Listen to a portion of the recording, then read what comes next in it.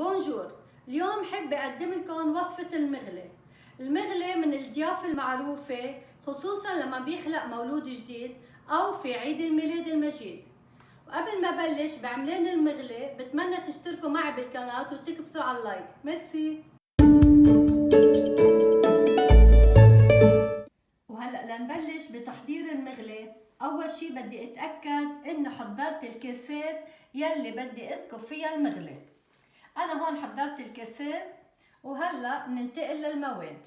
هلأ مواد المغلي بتتألف من كباية وربع سكر أنا عندي هون، وعندي كباية رز ناعم، وعندي ملعقتين كبيرة من الكراوية الناعم، وعندي ملعقة كبيرة قرفة ناعمة، وعندي ملعقة صغيرة ينسون ناعم.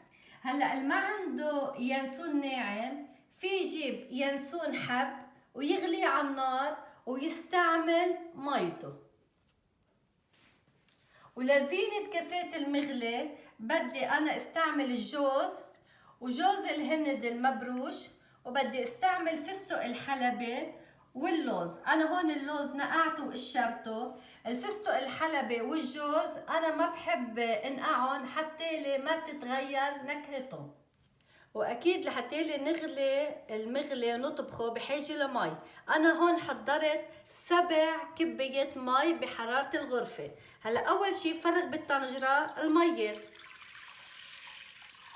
7 كبايات مي، وبحط فوق منهم الكباية وربع السكر، وبحط كباية الرز الناعم،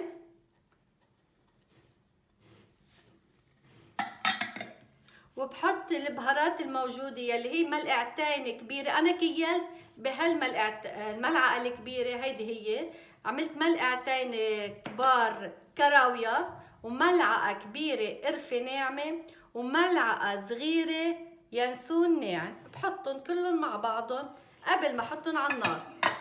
وهلا بحركهم وبجرب قد ما فيي دوب البهارات الموجودة قبل ما احطهم على النار. على هالريحة واو، يا ريت بقدر وصلكم الريحة اللي هلا طلعت من المغلي وبعد ما حطيته على النار. فحت ريحة القرفة مع اليانسون مع الكراوية، شي بشهي. هلا انا كل المقادير رح اكتب لكم هن باسفل الفيديو بالعربي وبالانجليزي. وهلا رح انقل على المطبخ لحتى احطهم على الفرن وولع تحتهم. هلا حطيتهم على النار، حطيت المغلي على النار وحطيتهم على نار قوية مشان شي دقيقتين 3 لحس المي بلشت تسخن. بعدين بخفف النار على الوسط، والمغلي بدي اعمله على مهلة حتى لي تفتح حبة الرز. ما بيسوى المغلي اعمله على نار قوية، واكيد بدي ضلني حرك فيه احلى ما الرز يرقد بكعب الطنجرة ويحترق. وهلا من بعد دقيقتين، اخذت تقريبا معي دقيقتين لسخنوا المي. هلا خففتها حطيتها على الوسط. وهلا بس حسها انه بلش يشتدوا شوي برجع بخفف كمان النار، يعني ما بخليها على الوسط، بخليها بين الوسط واللو. يعني تقريبا صار إلي شي 5 دقايق حاطه الطنجرة على النار، ومثل ما حطيتها على نار وسط مثل ما ملاحظين بلش يشتد الرز. يعني معناتها انه المغلي ما بياخد معكم وقت كتير، مجهود كتير. لهالسبب انه اذا بتخلوه على نار خفيفة بتضمنوا بيطلع الرز مستوي والحبة فاتحة معكم وكل شي بيرفكت. انا هون بلش عندي المغلي يغلي على النار مثل ما شايفين كيف عم بيعمل بالونات ويفرقع. يعني بعبده كم دقيقة وبطفي تحت منه النار، وبلش كمان يشتد مثل ما شايفين كيف صار.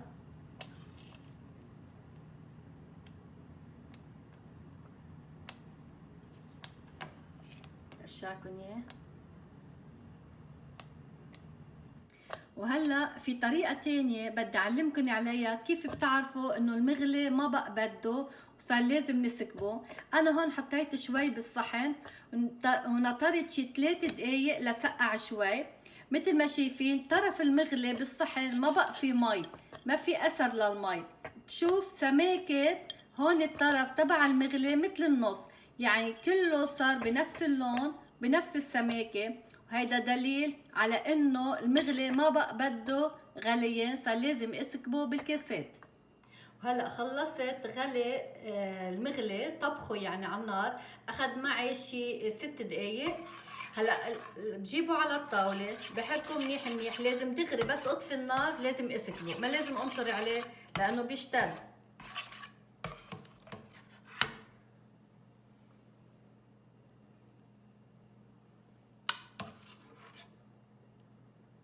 الكاسة ما لازم اعبيها كتير لان بعدين بدي زينها، يعني لازم تكون انقص بشي اصبع ونص. وهلا من بعد ما سكبت المغلي ونطرت نص ساعة تقريبا لسقعوا شوي، هلا لازم زينهم قبل ما ينشف وجههم.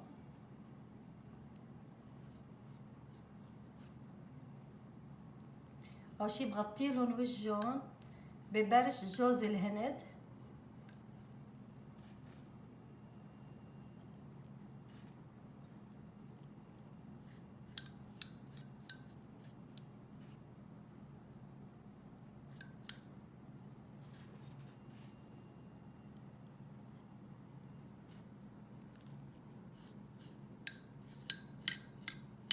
هلا من بعد ما حطيت برش جوز الهند بدي احط لهم اللوز يلي نقعته قشرته، واكيد متاكده انه ناشف ما فيهوش مي.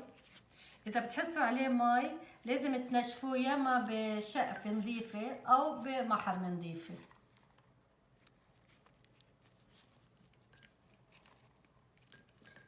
بتزينوا الكاسات مثل ما انتم بتحبوا، فيكم تحطوا معه لوز، جوز، صنوبر وفستق الحلبي. وقد ما بدكم زينه مكسرات تحطوا بكاسه المغلي بتحطوا حسب ما انتم بتحبوا.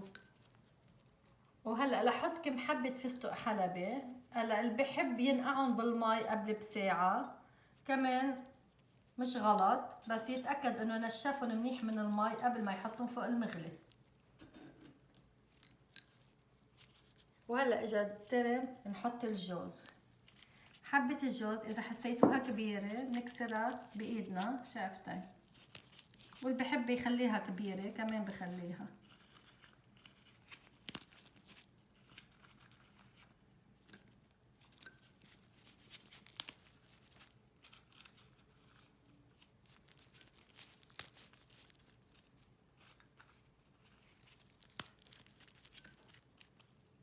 في شغله بدي اقولكن عنها، انه انتم عم تحطوا المكسرات جوز ولوز وهالاشياء ما تحطوا كتير بالكاسه، حتى الواحد هو عم بياكل منها عم بيشيل بالملعقه ما يصير يهرهر عليه ويكبكب، يعني يكون متلبك باكله. هيك بتخلوها شوي ناقصه، هيك الواحد اللي عم بياكل منها بياكلها بطريقه مرتاحه. وهيدي هي كانت وصفتي لإلكن لليوم، بتمنى تكون نالت اعجابكم، وبتمنى كمان تجربوا هالوصفة لأنها ناجحة 100% وكتير طيبة. وميرسي كتير.